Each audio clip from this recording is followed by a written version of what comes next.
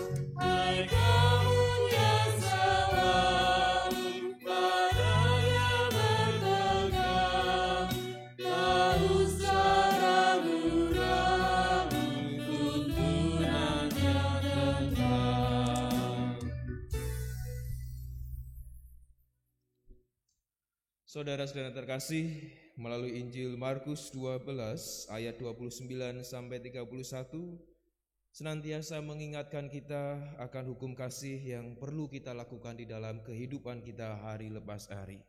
Yang demikian bunyi hukum kasih itu. Hukum yang terutama ialah, dengarlah hai orang Israel, Tuhan Allah kita, Tuhan itu esa. Kasihilah Tuhan Allahmu dengan segenap hatimu, dan dengan segenap jiwamu, dan dengan segenap akal budimu, dan dengan segenap kekuatanmu. Dan hukum yang kedua ialah, kasihilah sesamamu manusia seperti dirimu sendiri. Tidak ada hukum lain yang lebih utama daripada kedua hukum ini. Mari bersama kita berdoa secara pribadi.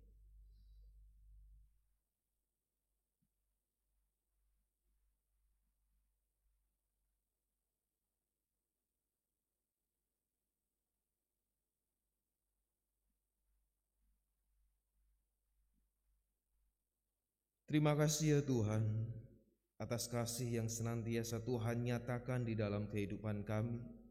Kami pun ingin menyatakan kasih-Mu di dalam kehidupan kami hari lepas hari. Berkati kami ya Tuhan di dalam kehidupan di dunia ini. Amin.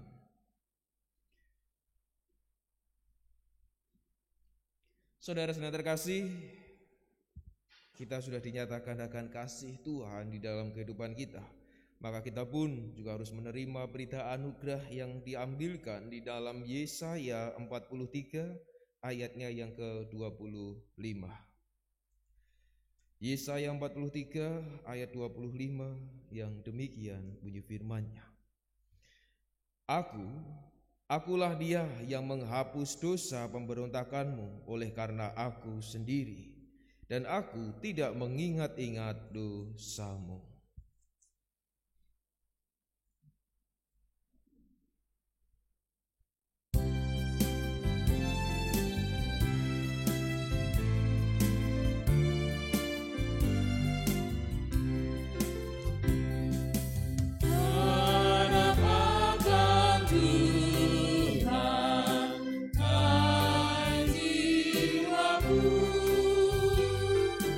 Dia beri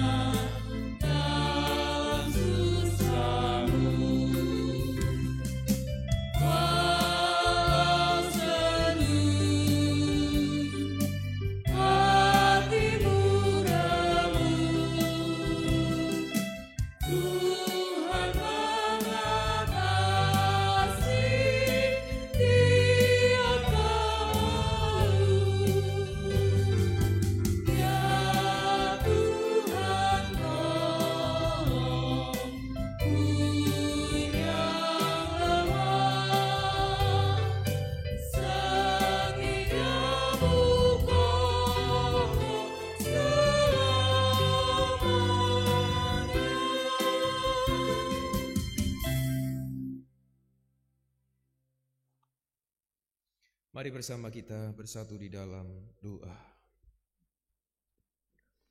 Tuhan kami Yesus Kristus, kami naikkan puji dan syukur karena berkat yang Tuhan limpahkan di dalam kehidupan kami, sehingga di pagi hari ini, di hari Minggu ini kami dapat berjumpa kembali, bahkan kami dapat bersama memuji memuliakan nama Tuhan karena berkat dan kasih yang Tuhan limpahkan dalam hidup kami.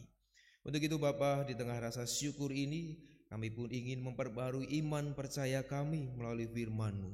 Berkati hamba-Mu yang akan menyampaikan firman-Mu ini, kiranya seturut dan sekehendak dengan apa yang akan Engkau berikan di dalam hidup kami. Berkati Bapa firman-Mu di pagi hari ini. Kami naikkan seruan doa kami ini di dalam nama Tuhan kami, Yesus Kristus. Amin.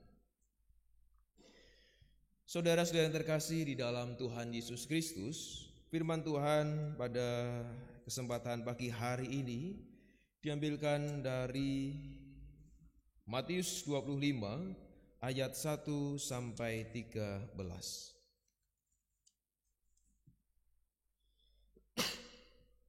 Matius 25 ayat 1 sampai 13. Dan di dalam bacaan ini diberikan judul perikop gadis-gadis yang bijaksana dan gadis-gadis yang bodoh.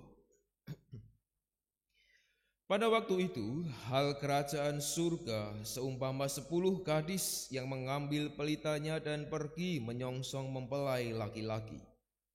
5 diantaranya bodoh dan 5 bijaksana. Gadis-gadis yang bodoh itu membawa pelitanya, tetapi tidak membawa minyak. Sedangkan gadis-gadis yang bijaksana itu membawa pelitanya dan juga minyak dalam buli-buli mereka.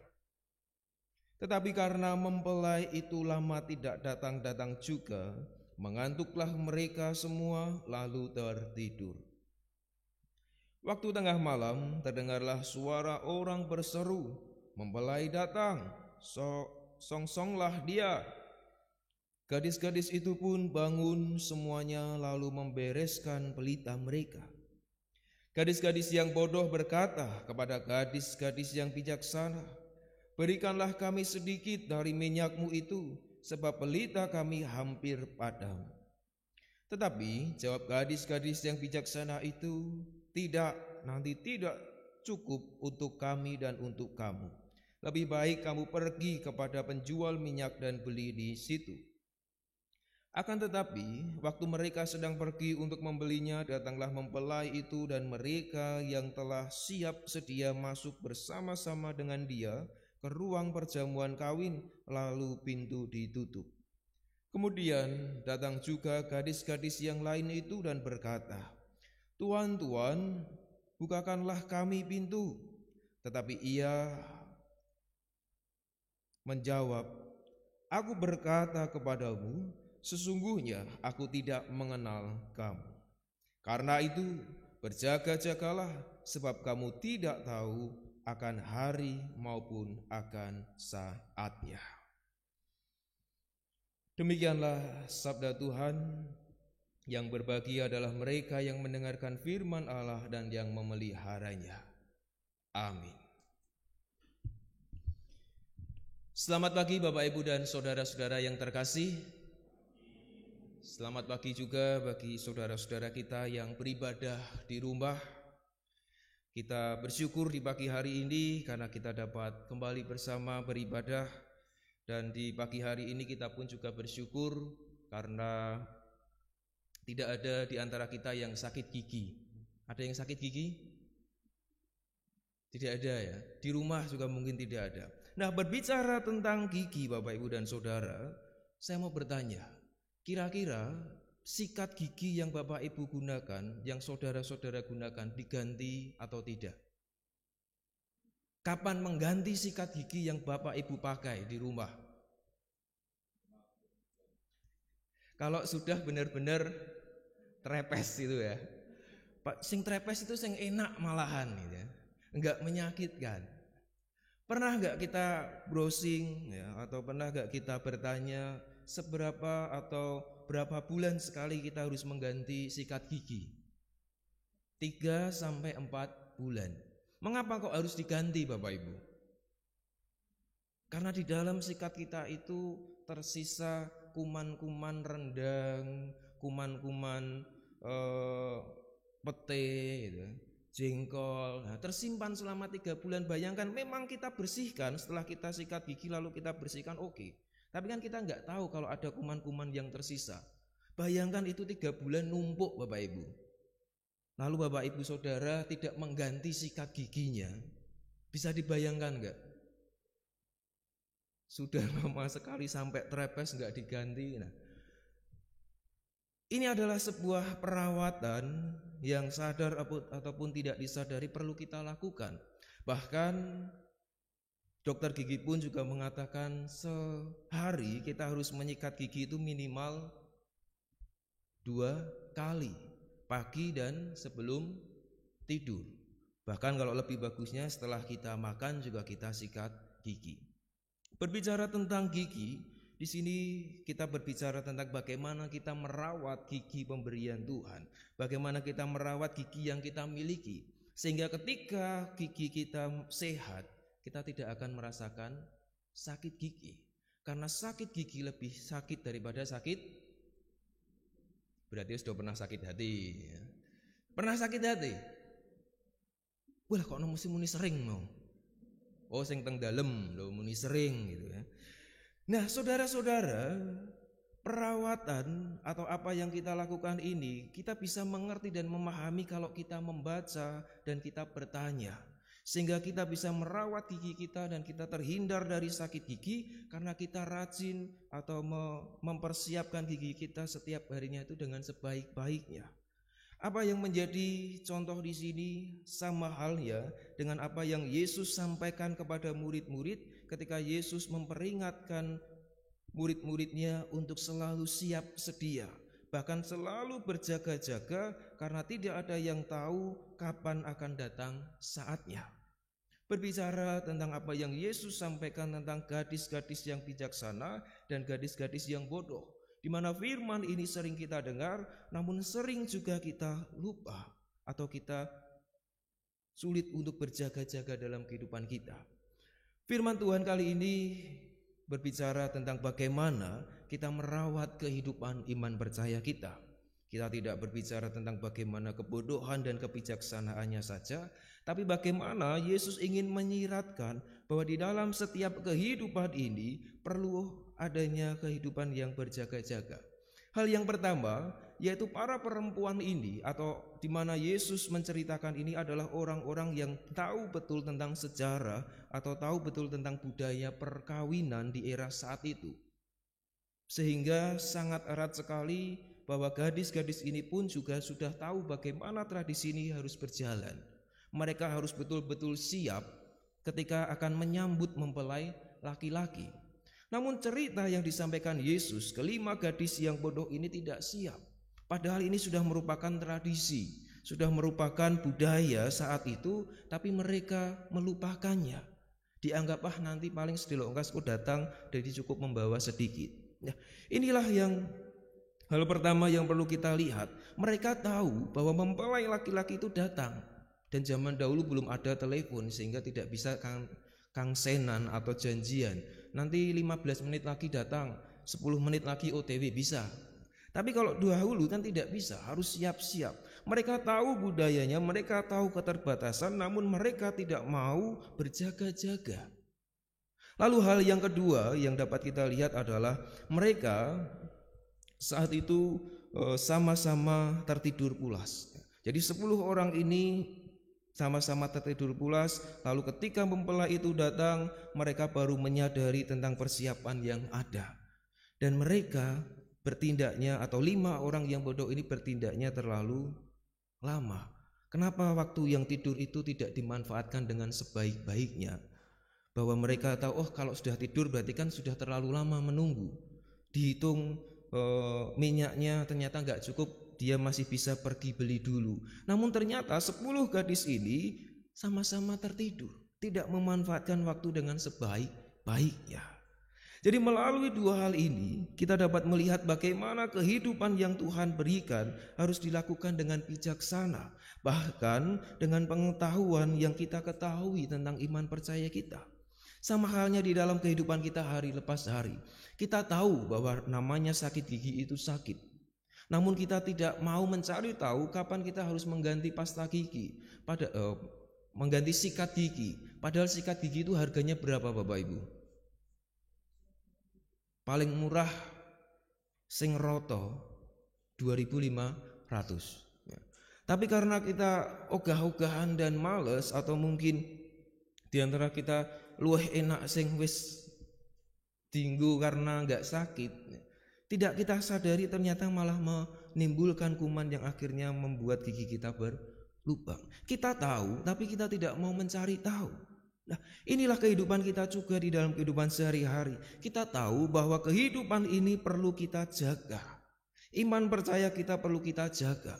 Bahkan di era pandemi yang sudah berjalan 8 bulan ini seharusnya bukan menjadi sebuah tantangan yang wow lagi. Namun bagaimana caranya agar kita bisa berupaya agar kehidupan kita ini penuh dengan pengharapan dan terus berjaga-jaga dengan setia. Sudah 8 bulan kita pun juga harus menjadi orang-orang yang kuat. Kita sudah siap, tidak lagi perlu berharap-harap cemas. Meh rambonge kapan, tapi kita tetap harus berpengharapan dan berjaga-jaga. Selalu mengganti sikat gigi 3 bulan sekali. Bahkan merawatnya setiap hari di pagi dan malam hari. Iman kita pun juga demikian. Merawatnya bukan ketika kita sakit gigi atau ketika kita butuh baru kita nyikati tenanan benrak loro. Nah iso malah dijedos-jedos kayak tidak. Tapi bagaimana kita merawat setiap hari iman kita juga. Pagi hari dan di malam hari itu minimal. Ya, minimal kita menjaga iman kita pagi dan malam hari, yaitu berdoa, membaca firman Tuhan dan menutupnya di malam hari sebagai bentuk ungkapan syukur sehari kita sudah bersama melewati kehidupan ini di dalam Tuhan. Kalau mau tambah lebih baik, ketika mau bepergian, ketika sesudah atau sebelum makan kita mendekatkan diri kepada Tuhan lebih baik. Artinya lebih terjaga iman kita. Sama halnya gigi, lebih terjaga gigi kita karena kita menjaga kesehatan jasmani maupun rohani. Itulah yang perlu kita lakukan di dalam kehidupan kita. Sehingga di dalam tema kita di pagi hari ini, berpengharapan sambil berjaga-jaga dengan setia, bukan merupakan hal yang baru, bukan merupakan sebuah hal yang harus kita lakukan, tidak. Karena ini wajib dan mampu kita lakukan di dalam. Hari enggak sikat gigi. Siapa yang hari ini lupa untuk sikat gigi? Pasti Bapak Ibu Saudara yang di rumah. Bangun tidur langsung ibadah. Wah, seger ya. Loh kan ibadah ning omah rak masalah gitu. Mungkin ya.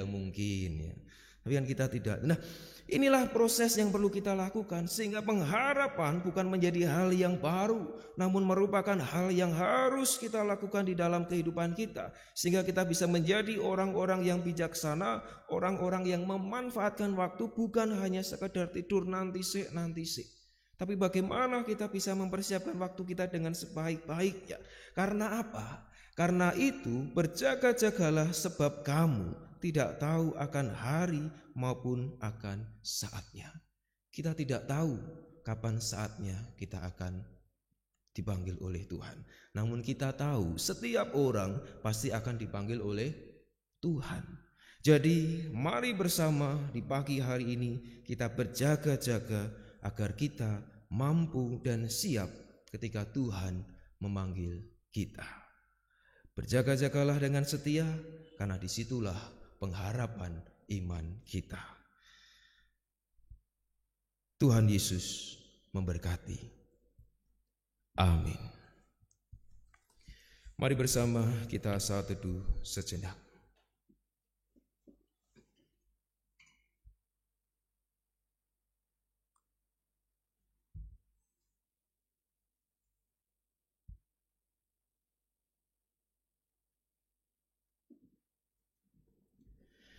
Saat teduh cukup.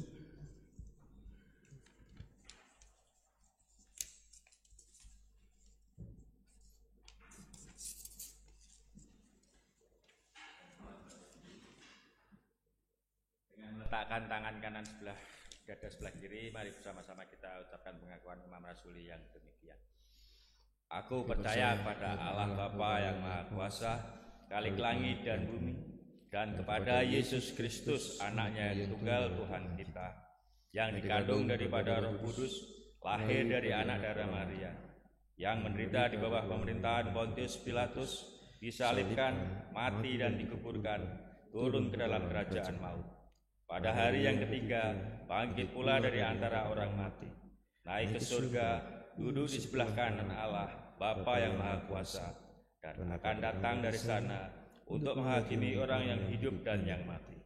Aku percaya kepada Roh Kudus, gereja yang kudus dan am, persekutuan orang kudus, pengampunan dosa, kebangkitan daging, dan hidup yang kekal. Silakan duduk.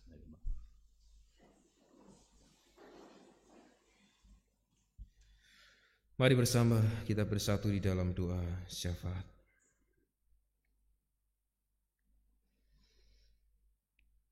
Tuhan kami Yesus Kristus, kami naikkan puji dan syukur karena berkat-berkat Tuhan yang ada di dalam kehidupan kami. Sebagaimana kehidupan yang Tuhan berikan secara cuma-cuma, yang terus kami perjuangkan, yang terus kami jaga agar kami mampu melewati kehidupan di dunia ini dan siap saat Tuhan memanggil kami. Untuk itu Bapa, atas berkat-Mu ini kami selalu berpengharapan kepada Engkau. Ajarilah kami untuk selalu berjaga-jaga, bukan saat kami sakit, bukan saat kami membutuhkan Engkau, bukan saat kami menderita baru kami mencari Engkau. Namun ajarilah kami sebagaimana firman-Mu di pagi hari ini, untuk terus berjaga-jaga, untuk terus memperjuangkan kehidupan kami dengan sebaik-baiknya. Karena pemberian Tuhan, baik kami yang masih muda, kami yang berumur dewasa, ataupun di usia lanjut kami, Tuhan merencanakan semuanya itu dengan sebaik-baiknya. Bahkan Tuhan memiliki tujuan atas kehidupan yang kami miliki hingga saat ini. Tentu merupakan hal yang luar biasa yang perlu kami tindak lanjuti di tengah usia kami, di setiap generasi yang Tuhan berikan ini. Sebagaimana kami mensyukuri karena Tuhan memberikan kami kehidupan di dalam keluarga kami. Tuhan menjadikan kami keluarga yang hidup di dalam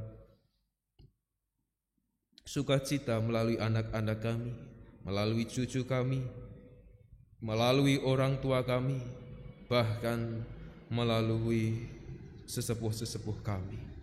Terima kasih ya Tuhan atas penyertaan-Mu ini. Terima kasih atas berkat-Mu di dalam keluarga, sehingga kami mampu berbagi suka dan duka di dalam kehidupan keluarga kami. Dan kami pun bersyukur karena di dalam setiap tantangan dan cobaan Tuhan menjadikan kami untuk semakin kuat. Tuhan menginginkan kami di dalam cobaan-cobaan dan tantangan ini agar terus bertumbuh yang baik di dalam menghadapi permasalahan yang ada. Bapa, kami merasakan kasih-Mu, kami merasakan sukacita di dalam hidup-Mu, dan kami pun mampu untuk berbagi kasih di dalam kehidupan keluarga kami, sebagaimana kami menghormati kedua orang tua kami. Kami menghormati para sesepuh kami, bahkan kami mencintai anak-anak kami dan pasangan hidup kami. Berkati Bapa pemberian-Mu ini, dan kami pun berharap Tuhan menyertai bagi setiap saudara-saudara kami yang rindu bersama untuk berhidup berkeluarga, bahkan selalu berdoa dan berusaha di dalam memperoleh pasangan hidup ataupun rindu untuk memiliki momongan. Tuhan berkati dan Tuhan berikan kekuatan agar setiap saudara-saudara kami ini mampu dan bahkan terus berusaha di dalam Tuhan, di dalam doa, bahkan di dalam pengharapannya melalui tindakan-tindakan yang seturut dengan kehendak Tuhan. Bapa, kami pun bersyukur dan berterima kasih karena kami sebagai anak-anak-Mu dapat bertumbuh, bahkan dapat berkembang hingga sampai saat ini, dan kami pun merasakan homeschooling di rumah Tuhan, sertai kami sebagai anak-anak-Mu untuk terus berusaha, untuk terus mampu menciptakan sesuatu yang baru di tengah kondisi yang saat ini terjadi, bahkan mau berproses dengan sebaik-baiknya, bahkan menganggap ini adalah sebuah hal yang perlu kami lakukan sebagai anak-anak di era modern saat ini, bahkan di era digital yang terus berlari, yang terus maju dengan sangat cepat. Kami pun sebagai anak-anak-Mu tidak terbuai di dalam kemalasan ataupun di dalam ketidakinginan untuk mencapai ini semua. Namun ajarilah kami untuk mau berproses, agar kami sebagai anak-anak Tuhan, generasi penerus bangsa dan keluarga serta gereja mampu memanfaatkan hal ini dengan sebaik-baiknya. Bapa, kami berharap sebagai orang tua untuk selalu setia mendampingi anak-anak kami, bahkan dengan kesabaran, dengan ketulusan hati untuk mau mengikuti, bahkan mampu untuk belajar pula di era yang terus berubah ini, era digital yang terus berkembang ini. Berkati kami Bapa sebagai orang tua untuk mau terus belajar sebagaimana anak-anak kami yang terus berproses, kami pun terus belajar di dalam kehidupan kami. Bapa yang Maha Baik, kami pun berterima kasih karena kasih yang Tuhan berikan, kami terus berjaga-jaga di dalam hidup kami. Engkau memberikan kami kesehatan, Engkau memberikan kami kekuatan, sebagaimana saudara-saudara kami yang sudah berusia lanjut, Tuhan sertai dan Tuhan berkati, agar kami di tengah usia kami yang sudah adi yuswa ini, mampu memberikan kehidupan yang sebaik-baiknya, bahkan terus berjaga-jaga di dalam kehidupan yang sudah adi ini, untuk terus berpengharapan kepada Tuhan Yesus. Sebagaimana kami berpengharapan ketika kami saat ini sedang terbaring sakit, bahkan di dalam proses penyembuhan, Engkau mengerti dan Engkau memahami kami satu persatu, dan Engkau memampukan kami untuk terus berusaha agar kami tidak mudah menyerah dengan apa yang kami terima saat ini, yaitu sakit dan penyakit yang ada. Namun ajarilah kami untuk mau terus naik di dalam level yang lebih tinggi, karena Tuhan memberikan semuanya ini karena Engkau yakin bahwa kami mampu melewati sakit penyakit ini. Berkati Bapa dan sembuhkanlah kami di tengah pengharapan, bahkan di tengah kehidupan kami yang terus setia kepada iman percaya di dalam Tuhan Yesus Kristus. Bapa, kami serahkan kehidupan kami di dalam kami berpelayanan di Gereja Kristen Jawa Karangayu.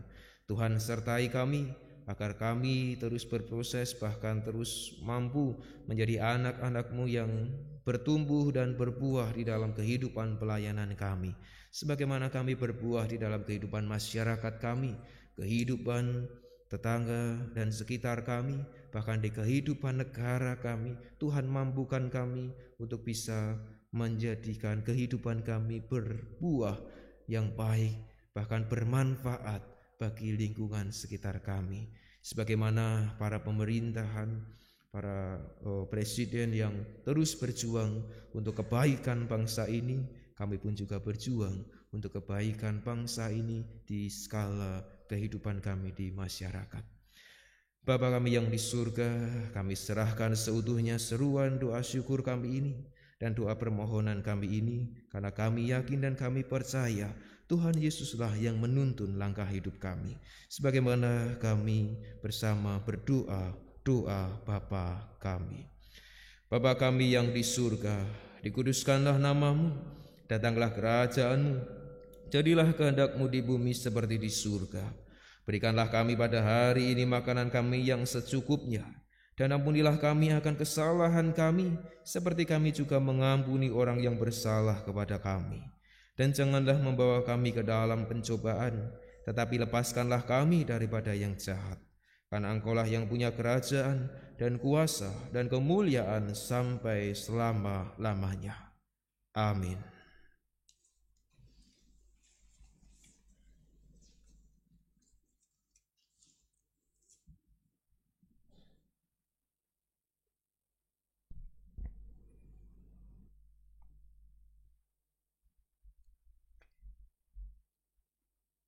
Umat yang dikasihi Tuhan, marilah kita bersama mengumpulkan persembahan yang didasari dari surat Efesus 5 ayat yang ke-20 yang begini.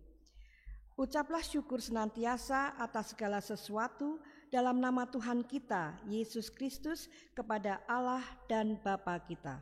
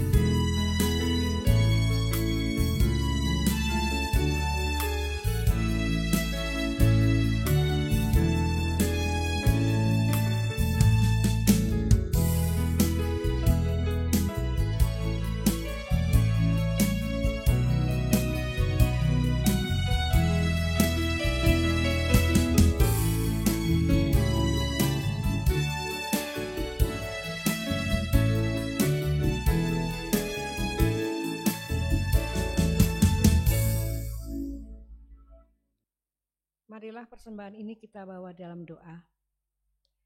Mengucap syukur kepadamu ya Allahku atas segala curahan cinta kasih dan juga rahmat-Mu di dalam kehidupan kami hari lepas hari. Pada saat ini kami berkesempatan untuk bisa mengumpulkan persembahan sebagai ucapan syukur kami kepadamu. Kiranya Engkau terima dan Engkau berkati ya Tuhan agar persembahan ini bisa menjadi kemuliaan nama-Mu. Kami juga berdoa Tuhan untuk saudara-saudara kami yang Engkau percaya untuk mengelola persembahan ini. Kiranya mereka boleh bekerja hanya seturut dengan kehendak-Mu saja. Ampunilah ya Tuhan atas segala dosa dan pelanggaran kami bila di dalam mempersembahkan ini terdapat salah dan dosa kami.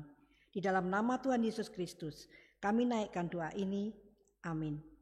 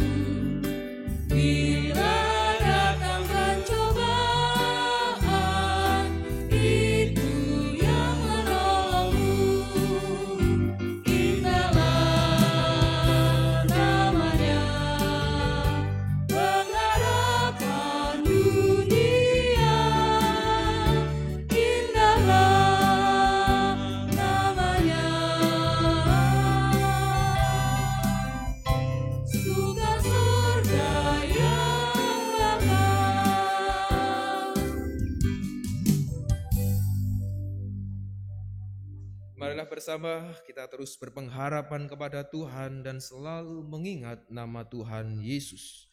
Mari bersama kita undur dan kita menerima berkat dari Tuhan. Kasih karunia Tuhan Yesus Kristus dan kasih Allah dan persekutuan Roh Kudus menyertai saudara sekalian. Amin.